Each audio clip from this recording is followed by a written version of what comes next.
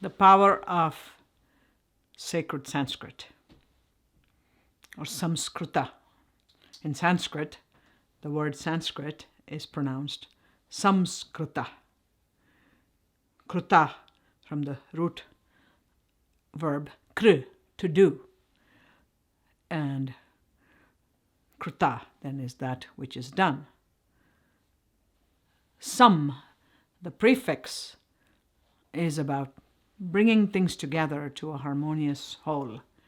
So a language system that is perfectly well constructed. That is the essential meaning of the word Samskrita. And in a related fashion, the word for the culture of a civilization is Samskriti. A culture that is consciously constructed to support civilization.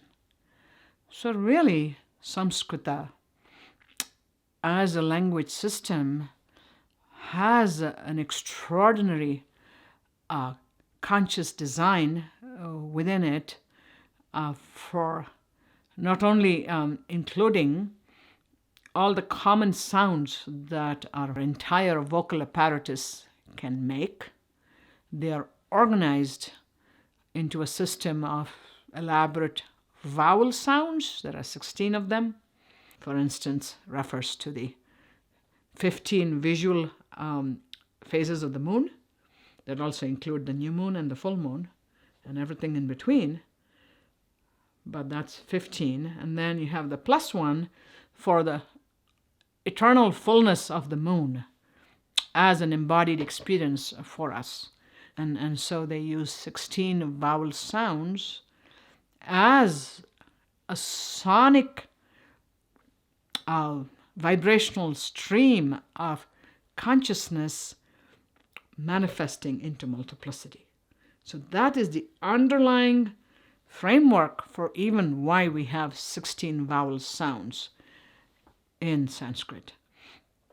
So Nada Yoga, or the yoga of sacred sound, sacred inner current, the inner current of sound, which then is directly related to the ascending, descending passage of the Kundalini awareness within us, is embedded the subtle currents of sonic passageways for sacred sound that has been articulated in specific ways that were received by the sages or seers of ancient times, the rishis, who received this as conscious revelation.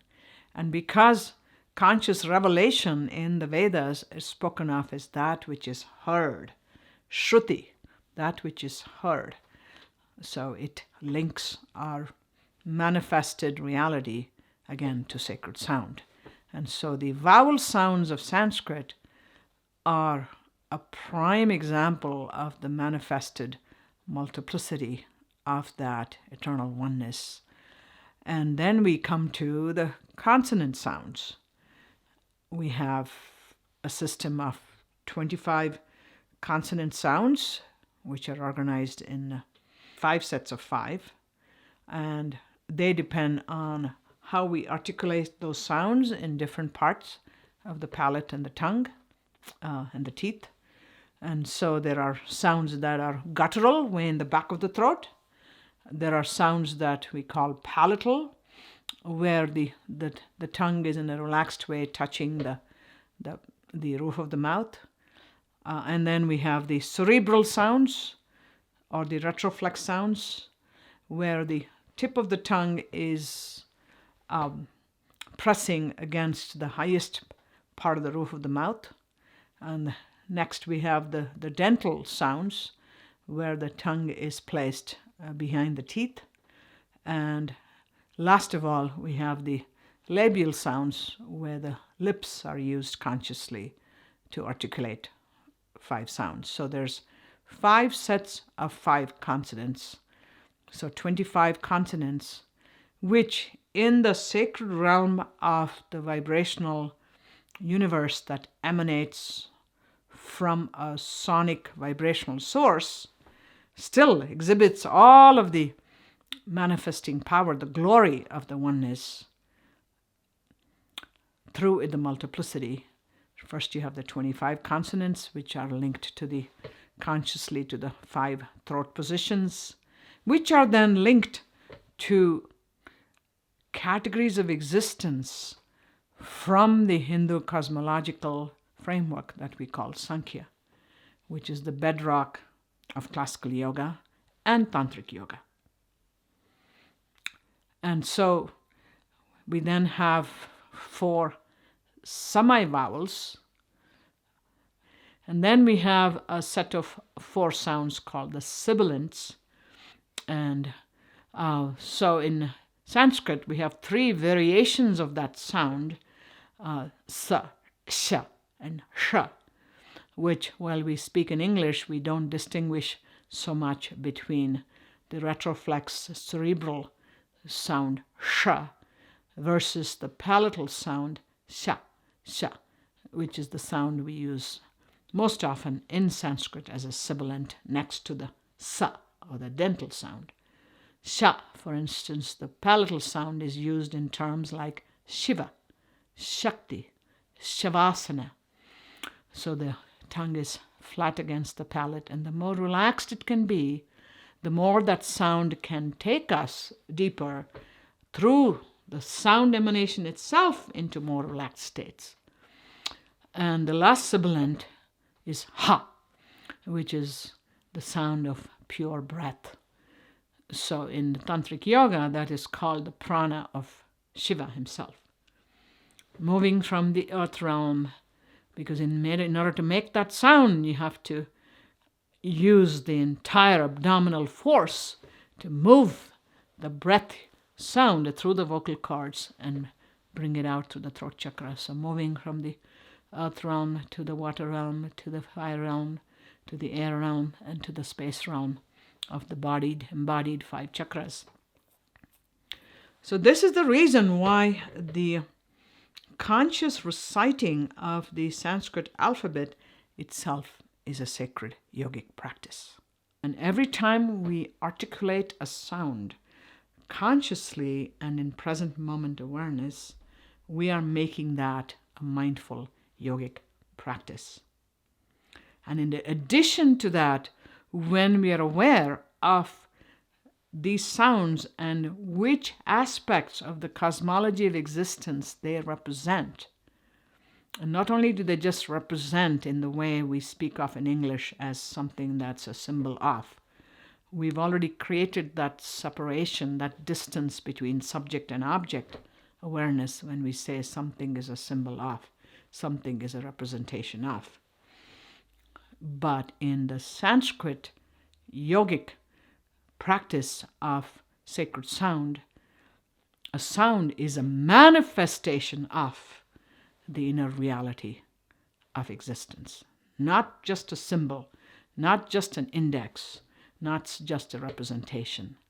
It is that source, vibrational oneness of the universe manifesting in all its glorious multiplicity into the denser levels of existence through the realm of sound waves, our capacity to hear and our capacity to speak. So it is that oneness of the source carrying its entire consciousness through the sonic stream into our conscious awareness. And because this is a conscious system that was put into place by self-realized sages who received the sacred wisdom of these Sanskrit as a divine hearing and then brought it into what we call smriti, the aspect of culture which allows us to articulate, communicate, transmit, remember, reflect upon. So our practice with sacred Sanskrit starts with the smriti realm to make those conscious connections through remembering, the sounds within Om. Om represents the ultimate sonic ultimate reality of the universe, that one consciousness. And I may start by saying it represents, because I don't know right away how to go into that realm of being that, of manifesting that. But I can begin by relating to it intellectually. And so the journey through sacred Sanskrit and its use in the practice of mantra, in the practice of yoga, of even the names of the asanas, the names of the pranayamas, the yogic terminology that suffuses many, many sacred teachings of yoga, as well as the names of deities, and therefore how we pronounce them, whether it be a lovely kirtan or chant that we love to sing along with or lead, as well as if we have a mantra practice, then how to consciously articulate with its fullest precision and placement of the tongue in the vocal apparatus, at the same time learning a bit more about what are these sounds linked to in the categories of existence. And slowly we begin to embody within ourselves the manifestation of that oneness into the multiplicity within ourselves. So this is how important pronunciation has to do, not just in Sanskrit, but any conscious language system. The conscious establishment of such a system of sacred language and articulation has existed in India unbroken ever since all of the Indus Valley civilization and what we call the Saraswati Valley civilization, the Vedic period to the Upanishadic period, into the age of Vedanta, the Bhagavad Gita, and then into the Tantric age, where within the Tantric age, especially starting around the 3rd century and accelerating between the 5th and 11th centuries, the theological teachings of Tantra Yoga, embodying the power of mantra and yantra as sacred geometry, and the essential characteristic of having a deity, devata, and the chosen deity of the heart as Ishta Devata,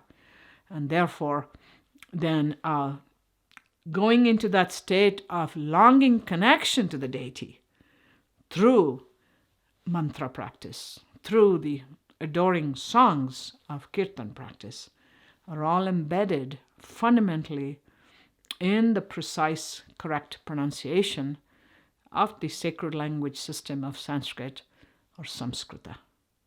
Thank you.